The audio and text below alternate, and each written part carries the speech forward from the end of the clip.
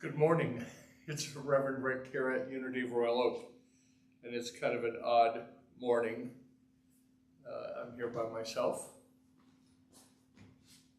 and I'm about to tell you why.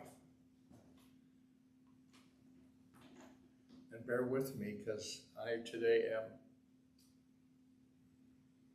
camera and audio, and I'm not doing music. Just so you know.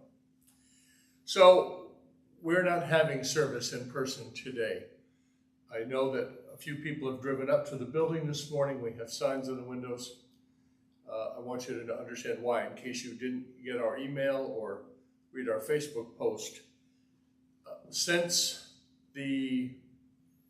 last Sunday, the 21st of August, until now, we've had 30 people in our community come down with COVID.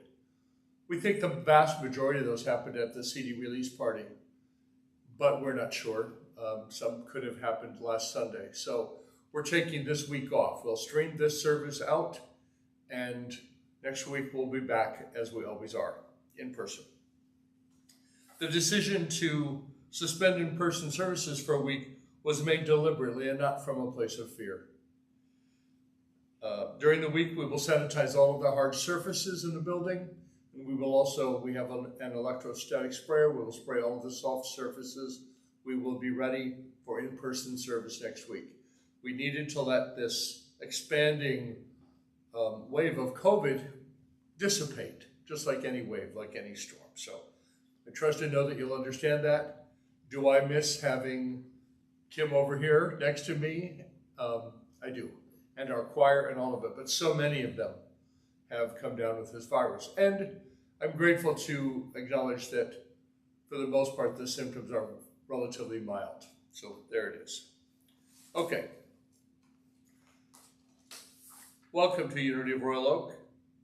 If you're connecting with us on the stream for the very first time, I would love to hear from you. Send an email to info@unityofroyaloak.org and let us know how we can be part of your journey as you discover the divine within you. And I'm going to say our statement of being. If you know it, say it or think it. It's a powerful statement of the truth. God is all, both invisible and visible. One presence, one mind, one power is all. This one that is all is perfect life, perfect love, and perfect substance. I am an individualized expression of God. I am ever one with this perfect life, perfect love, and perfect substance. And that, my friends, is the truth. Maybe more poignant for me today than it always is, but it's a beautiful, very short and succinct statement of the truth. We have a few announcements. World Day of Prayer is coming up. It starts on the 7th which is Wednesday night, the 7th at 7 p.m. with an activity here in our building. Our prayer partners are leading that. I'm going to talk about that in a minute. We've been holding the high watch, and literally now we are really holding the high watch. The opening ceremony is 9/7. We'll start at 6:30 p.m., 9/7, 6:30 p.m. And then the closing meditation on the 8th. The meditation will start at 7, and people who want to stay after that and go with us into Fellowship Hall and watch the Unity World Headquarters closing ceremonies, which are an hour later, can do that as well.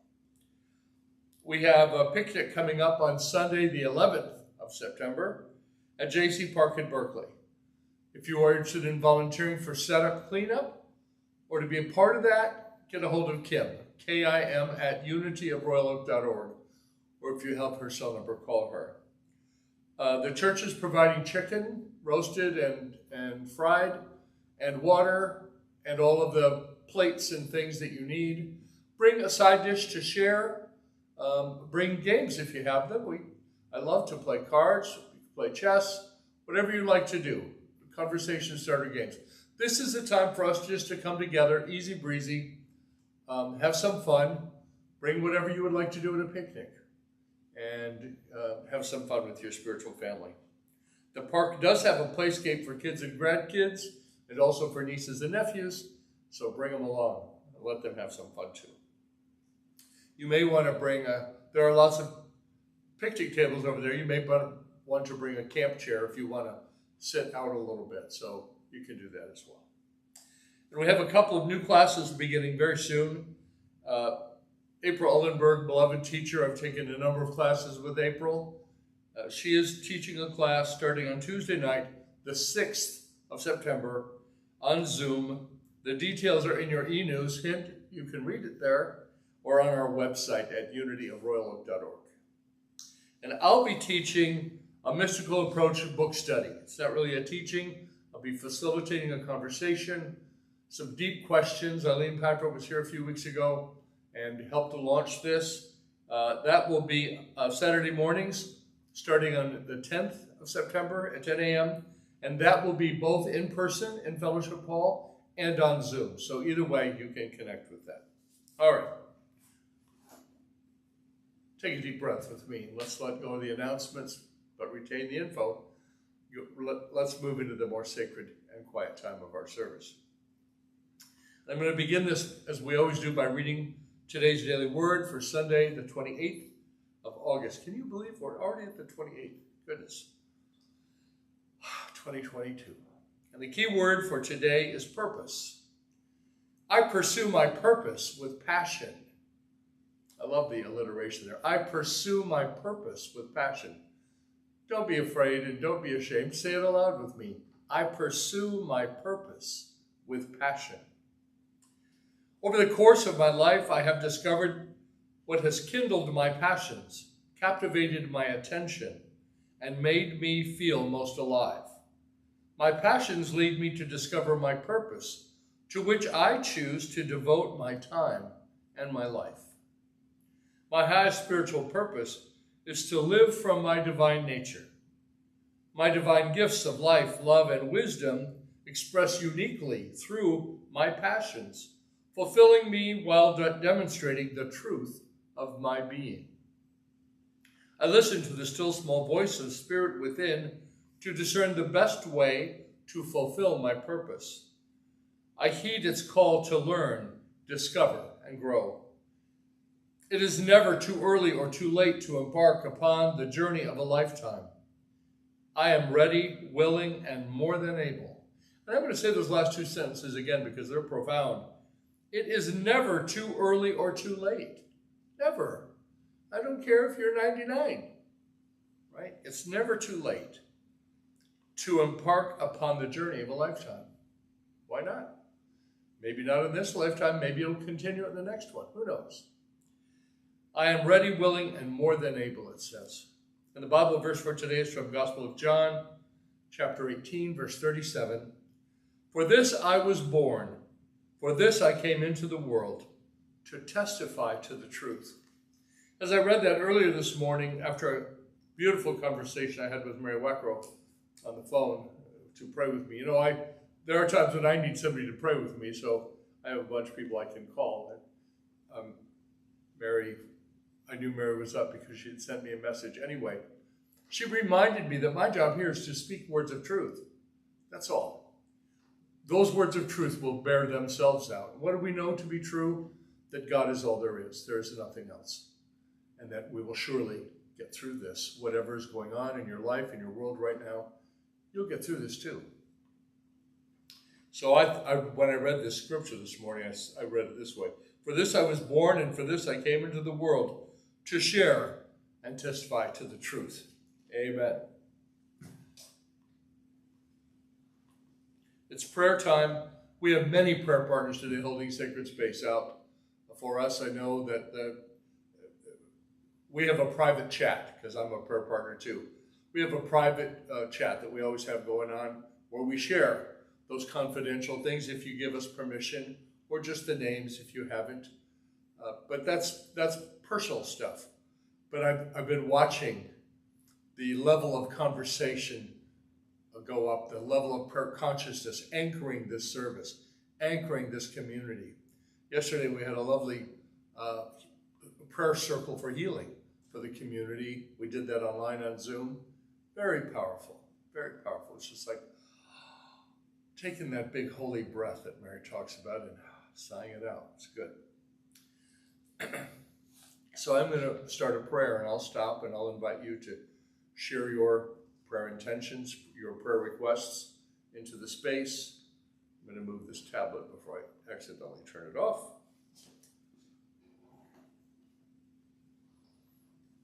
And then we'll proceed.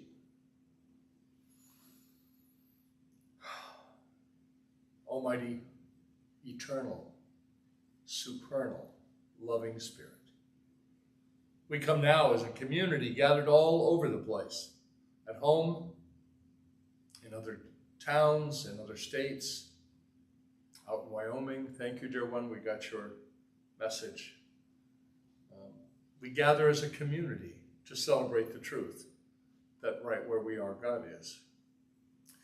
And we are mindful of those circumstances and situations, and today, particularly mindful of the 30 individuals that we know of in our community who are currently recovering from COVID-19. And God, we're grateful that this spread didn't happen early on in this pandemic when the virus seemed to be much more disease-producing. We're grateful for the evolution of science. We're grateful that we have learned to cope and to not give up our lives, to not be afraid. So we take a moment now to speak the names or the circumstances or the situations into the space wherever we are, trusting that it is holy and sacred because we are there right now. And I'm thinking about those 30 people on our list and thinking about our prayer partners and our staff, thinking about all those who are looking for something to hold on to, something to trust, to believe in, to truth. Not what a theology says or a minister says or a denomination says, but what the Spirit of the living God says. And we take care about how we talk about other people and ourselves. We take care about our words, the way we use them, the way we think about ourselves and other people. We take care to mind our own feelings, to give ourselves permission to feel and to cry and to laugh and to do all the things that we need to do, because we know that every thought we think and every word we say is a prayer. And no, I'm not going to sing it, but you know the words. So we know that every thought is a prayer. For this we give thanks. So it is, and so be it. I have been working since June, and I keep refining this, I've added to it. Our meditation will be a little bit different today. We didn't bring in a crew to have audio and patch in something. And frankly, it's okay. It's okay. It doesn't have to be perfect. Sometimes I get caught in it has to be perfect. And of course, it is always perfect. Anyway, I have been working with and on this 12 Powers meditation for healing. It's my own original work. And I share it with you, and I'll share it again sometime, and it'll probably be different. I have recorded it for a few people and sent it to them when they were facing big challenges. And so I share it with you, whatever the challenge you're facing. There is within you the power, the strength to move through this time, whatever it is. And before I start, just take a deep breath with me and sigh it out. And allow yourself to relax into the presence of God. You can call that many different names: the universal mind, the Christ, the I am, the Buddha, Kuan Yin.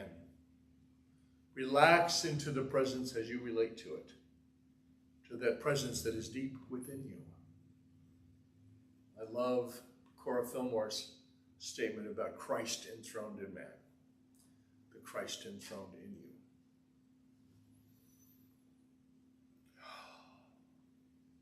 And allow my words, first person, to be your words for a moment. I have great faith. I have great faith. I am filled with the power of faith. Faith is a journey from maybe I can to I believe I can to knowing that I have faith that I can. It's a process. Faith is knowing that because I have experienced growth, I've gotten through stuff. Every one of us have gotten through stuff. Think about your own journey. I've gotten through stuff and I know that I can deal with this too. This too. There is a presence within me, expressing as me, that is greater than my five senses. There is that in me that is greater than me. I am strength. I am strong in body, mind, and spirit. Strength flows to and through me from beyond this experience to bolster and sustain me. Strength flows to and through me from beyond this experience, from beyond this circumstance, from beyond this dimension. I have the strength to take another step along the journey of life. And another. And another. I am guided by the infinite power of wisdom. I am open to the many ways that wisdom whispers to me. Come this way. Come this way. Come closer. Rest in me. The wisdom that flows from deep within as I maneuver this uncharted territory. I know that every day is brand new. Every day holds potential to be different than every other day. I move into this day, trusting the power of wisdom in me to guide me. Love lifts me now. Love lifts me now.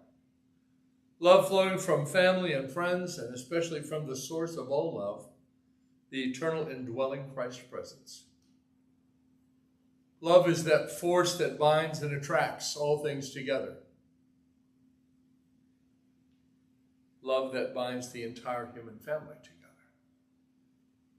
I call upon this love now to help me feel connected to all my community, wherever they are in this moment. I feel the presence and power of God. The power of God is active in me. The power of God is active in me. And God is not powerful, but that presence and power that we call God is power itself.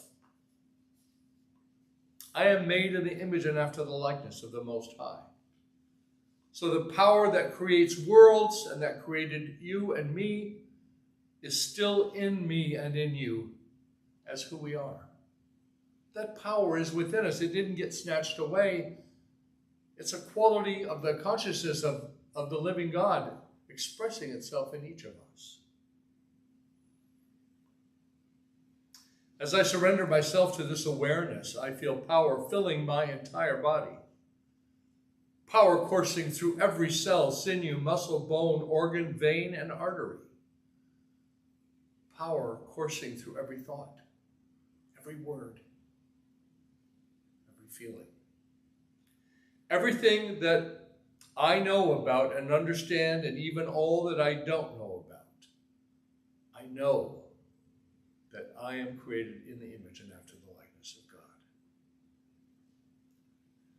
I use the power of imagination to see beyond any condition or circumstance. I have the power to see things differently. I have the power to imagine something that doesn't yet exist in 3 dimensions. And this, in terms of the Course in Miracles, calls it the illusion. I have this power. And I call upon this power to help me clearly define what it is I want to be, do, and have. And I focus my efforts and my attention there. Because I know that what I focus my energy and my attention, my thoughts on, whatever I repeat over and over, becomes my experience. That's good news because I don't have to change anybody else to change. Only me. Understanding comforts me. I understand that my healing work includes being gentle with myself. The understanding to put me first.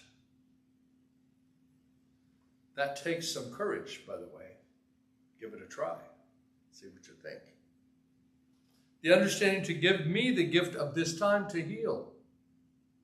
Not thinking I got to pop up and jump up and do something. You and I are human beings, not human doings. I had it wrong for a long time.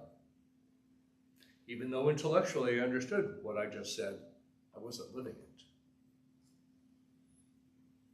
Understanding helps me make the right decisions for myself, for my family, for my friends. I will to will the will of God.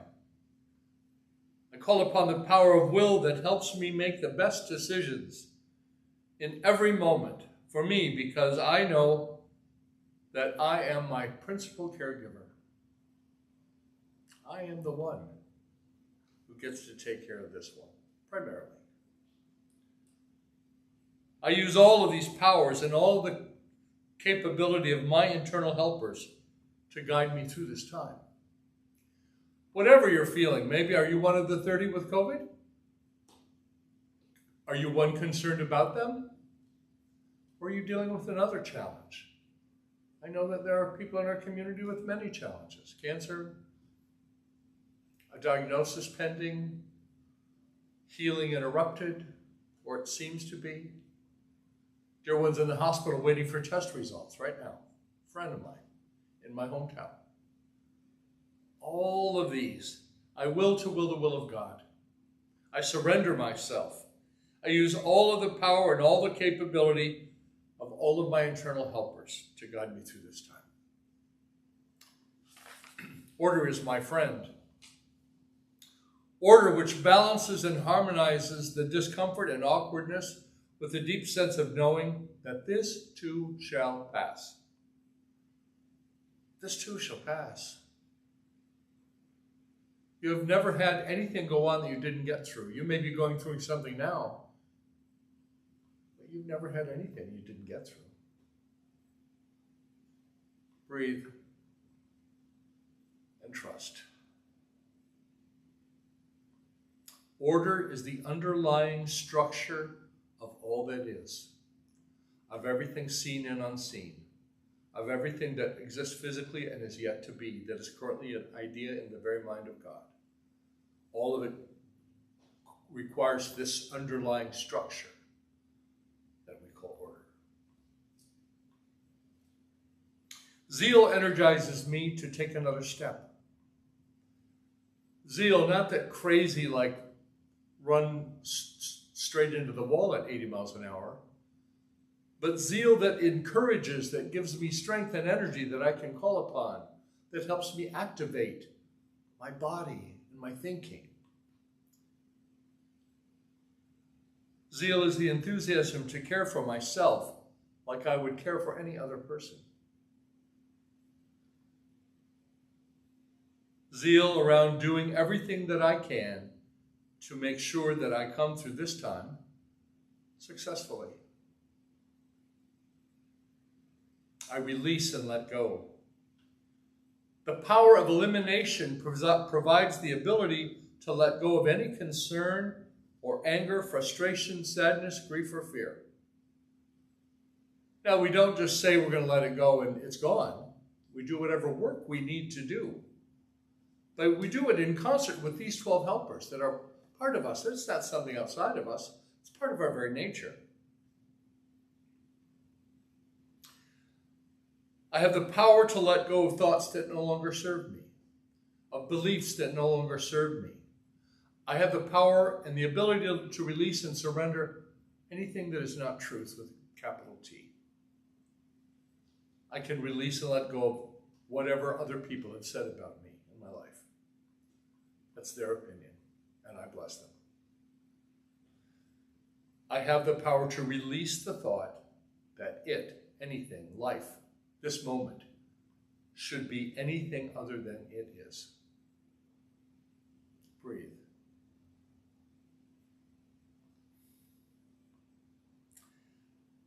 And I am aware of the power of life coursing through me as a wave of peaceful, healing energy moving through every cell, touching everything about the energy pattern that I am.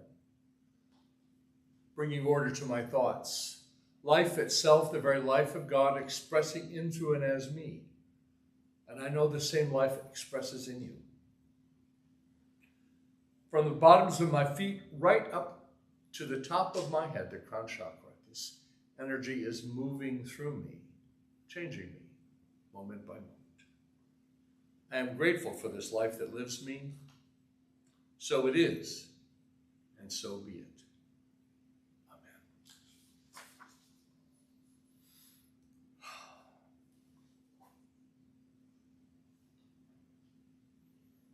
This is a different talk than the one that we had planned, Kim and I.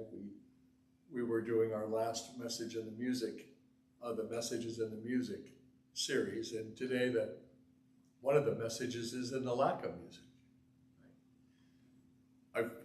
I feel here, I've been on the phone with Kim many times this morning, and she would have come in, but she also contracted COVID, so she's staying home.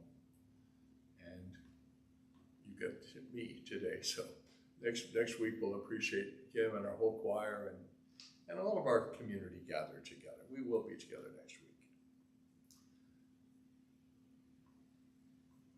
This talk is titled Love Each Other.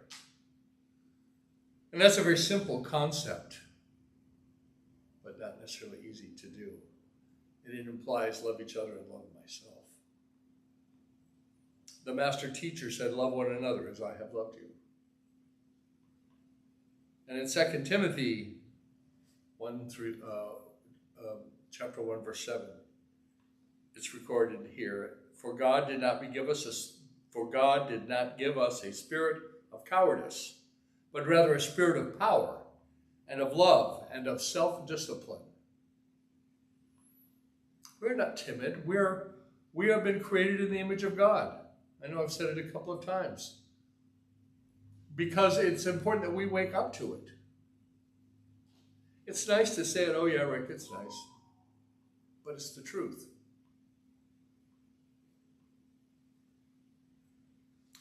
So let's look first at the metaphysical. What is this love we're talking about? Let's look at the metaphysical definition from the Metaphysical Bible Dictionary, which Charles Fillmore was the primary author of.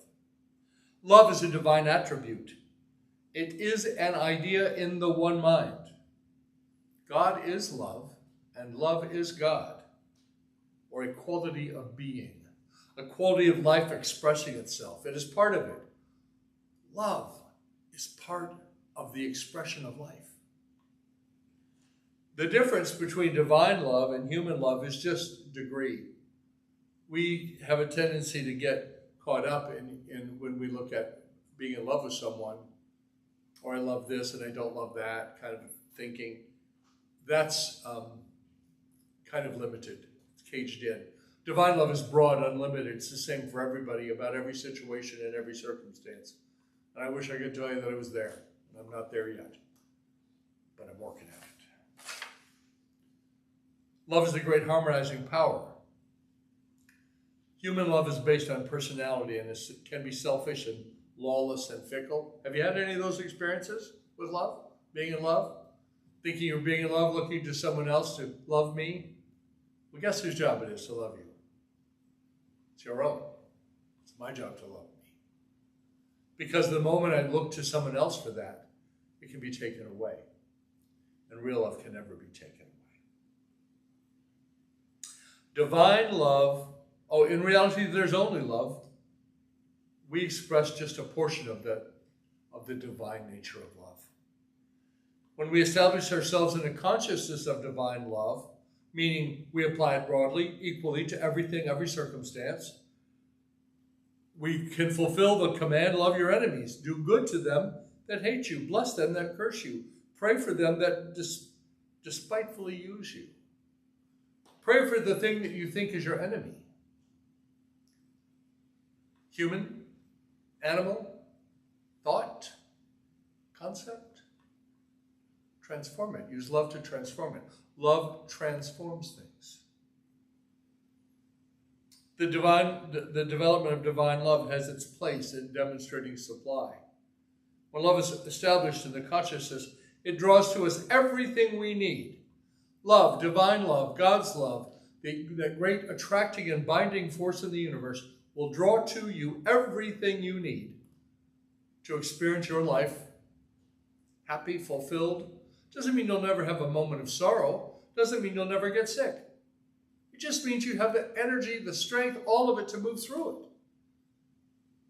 To be happy, to live a successful life. This is the truth, I think, for us.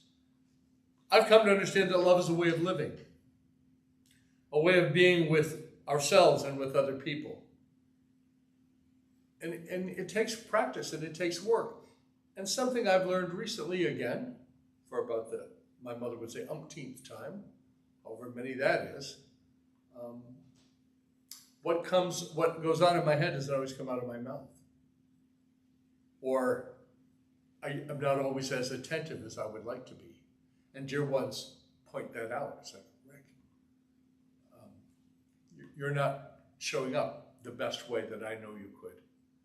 That's a great gift to me. Love is a way of looking at and being with all that is. All people, all things, the ones who love me, the ones who don't, the ones who think the way I do, the ones who don't. Even if I'm really opposed to the way they think. It's not my business. My business is to love this one. And to love them. Love one another. There's no limitation put on there. Love only the ones who look like you and walk like you and talk like you. No. Many of us I came from that place, kind of grew up that way, had to unlearn it. Sometimes it's unlearning and then learning. Love guides us if we let it, if we turn our decisions over. If we ask, I don't really make any decisions anymore. I haven't in a long time. Well, do I ever make a decision that's not conscious or I don't take the time? I suppose like when I'm driving and things. But big decisions in my life, I sit with. I know I frustrate people sometimes because I'll say I need to just sit with that for a while and make sure it's right for me. And that I'm exercising the duty of my office in an appropriate way. Love is active, it's not passive. Yesterday I had the opportunity to officiate a wedding ceremony out at Camp Dearborn at the beautiful banquet center there called Mystic Creek. I love the name. It's a beautiful venue. And Kathy Jo was originally going to officiate that wedding. It's a wonderful couple. And she was not able to do it because of COVID. So I was happy to step in and cover for her. And I had the most amazing time with a wonderful couple. He's 32, she's 27. They look at the world much more freely than I grew up looking at it. It was such a gift to see it. And as I often do at a wedding, I shared with them the whole chapter from 1 Corinthians 13. It's called the Love Chapter. And it says, these three remain, faith, hope, and love. The greatest of them is love. And that's the truth, my friends. The greatest is love. I believe with all of my heart that if we could really grasp what love is and express it, and we all did it, we would have peace and the end of war and the end of famine, and we would transform the way we've taken care of this planet, and we would right things. And am I Pollyanna? Probably. Ric Beattie, I'm good with that. But I believe that love is that powerful. Love one another means look out for each other, connect and stay connected, check on your friends. All throughout this pandemic, I've noticed the ways that this church, this community, because a church is a community. People sometimes call the building the church. It's not. It's the building we meet in sometimes. The real community is the ecclesia, the gathering of souls. Love means connecting with each other, with looking out for each other, with caring for the other members of the community. I have watched early on, when the pandemic started 2.5 years ago, we had Zoom calls, lots of them, until some of us were Zoomed out. But we shared so much, and people dropped gifts and baked goods off on each other's doorsteps, and we didn't know what was coming next. At that time, COVID seemed like you're going to get COVID, you're going to end up in the hospital, you might be on a vent, and you might die by yourself. Thank you, God, that that's no longer the case. And I'm grateful. That's one thing I'm really, really grateful for today as I deliver this message. Love is staying home when you don't feel well, so as not to spread whatever you have, a cold, the flu, or coronavirus. We're gotten to the point where it's hard to tell them apart. And that's what science predicted. So when we don't feel good, loving each other, love one another means I'm going to keep from spreading things around. Love is treating everything and everyone the way you want to be treated. That's the golden rule. I have delivered several talks over the years on the golden rule. It is embodied in all of the world's great religious traditions, either positive or negative. Love each other, treat each other like you want to be treated, or don't treat others the way you wouldn't want to be treated. Means the same thing. Love is driving someone to the doctor's office, or making a pharmacy or a grocery store run. I've become aware this morning of love is delivering a slice of pizza to a person who's just been having lemonade and watermelon, and that pizza tasted the best of any ever. So love is simple, but it takes consciousness, it takes intention, not just to think about it. Love is also texting, it's sending a message, it's calling, it's checking on people. There's a lot of that going on in our community right now.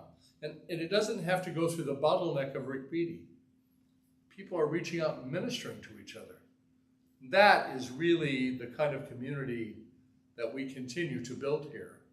We minister to each other in our community, and we reach out. This past Tuesday, some of our outreach volunteers were cooking food for the Welcome In, for their lunch. They will be doing more things this fall. We'll do Thanksgiving in accordance with the money that comes in to provide for that. But we reach out, we reach in and out. We love each other without distinction. Love, my friends, is the companionship of walking together in community. Walking together. Last Sunday, Jeb sang both in the morning during service and then later in the day a song that he wrote about my often quoting Ram Dass saying, we're just all walking each other home. And that's the truth. That is the truth. Even now, even in this moment. I do want to acknowledge Zeb and his friends. The concert raised more than $1,000. And even though it appears many people caught COVID, no one's going to die that I'm aware of, and I wouldn't have changed it if we did everything we could. So Jeb, let it go. We appreciate you. My friends, love each other. This week, find some ways to love each other. Love your neighbor as yourself. Jesus said, love your neighbor as yourself. Love God with all your heart, your soul, your mind, your strength, and love your neighbor as yourself. This is the truth in a nutshell. God bless you. And just a couple more things. Although we're not open today, the building, all of our bills continue, and I know you know that. I just need to remind you of that. There are many ways to contribute to this community. You can volunteer, you can help with the picnic. We've had some new choir members join. They have to talk to Kim. This morning when I pulled up, Laura was watering the flowers outside. So there are many, many ways to contribute. You could contribute by picking the fruit that's on our trees next door next to the sanctuary. There's no pesticides on them, no insecticide, nothing. So pick the fruit and share it. You can also share your substance, your good, your material good. And there are many ways to do that. You can send a check or a money order to the church. Our address is on our website at unityofroyaloak.org. There's also a big button there labeled Donate. We process through Tidely and through PayPal. You can do either or. You can write a check off and drop it in the mail slot, not in the little book nook, please, in the mail slot in our front door. However you do it, it's the perfect way, and we appreciate it. And what you give is not important. Giving changes. We give and then we receive. So we all give to establish a consciousness in us of enough. We honor the source. God is my source. That was Mr. Fillmore's primary teaching. And I know that God is the source of all good and all of it. All life flows from that one presence and power. So I'm going to say the blessing right now. Say it with me. Divine love, through me, blesses and multiplies all that I have, all that I give, and all that I receive. Thank you, God, for opening us up to give and receive, completing the law of circulation. And so it is. Amen. And my friends, whatever you're doing this week, remember that the light of God surrounds us. The love of God I'm screwing it up. The light of God surrounds us. Well, why can't I think of the prayer for protection? It's on my business card. Handy. The light of God surrounds us. The love of God enfolds us. The power of God protects us. The presence of God watches over us. Wherever we are, God is. All is well. God bless you. Thank you for joining this service today. And we'll see you in person next week, 10 a.m. Eastern Time. God bless.